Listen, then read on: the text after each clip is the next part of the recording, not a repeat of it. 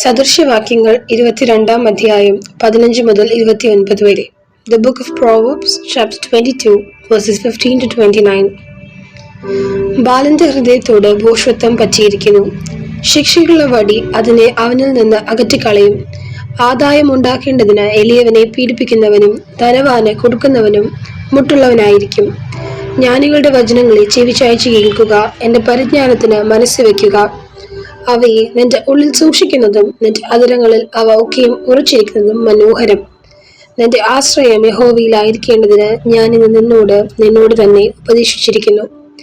നിന്നെ അയച്ചവർക്ക് നീ നേരുള്ള മറുപടി കൊണ്ടുപോകേണ്ടതിന് നിനക്ക് നേരുള്ള മറുപടിയുടെ നിശ്ചയം അറിയിച്ചു തരുവാൻ ആലോചനയും പരിജ്ഞാനവും അടങ്ങിയ സാരസംഗതികളെ ഞാൻ നിനക്ക് എഴുതിയിട്ടുണ്ടല്ലോ.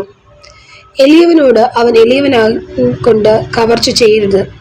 അരിഷ്ടനെ പടിവാതിൽക്കൽ വെച്ച് പീഡിപ്പിക്കുകയും അരുത്. യഹോവ അവരുടെ വ്യവഹാരം നടത്തും. അവരെ കൊള്ളയിട്ടവരുടെ ജീവനെ കൊള്ളയിടും. കോപശീലനോട് സഖ്യത്വം അരുത്. ക്രോധമുള്ള മനുഷ്യനോട് കൂടി നടക്കുകയും അരുത്.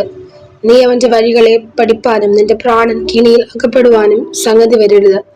നീ കൈയടിക്കുന്നവരുടെ കൂട്ടത്തിലും കടത്തിന് ജാമ്യം നിൽക്കുന്നവരുടെ കൂട്ടത്തിലും ആയി പോകരുത്. വീട്ടുവാൻ നിനക്ക് വകയില്ലാതെ വന്നിട്ട് നിന്റെ കീഴിൽ നിന്ന് നിന്റെ മെത്ത എടുത്തു കളവാൻ വരുന്നത് എന്തിന്? നിന്റെ പിതാക്കന്മാർ ഇട്ടിരിക്കുന്ന പണ്ടത്തെ അതിർ നീ മാറ്റരുത്. പ്രവൃത്തിയിൽ സാമർത്ഥ്യമുള്ള പുരുഷനെ നീ കാണുന്നുവോ?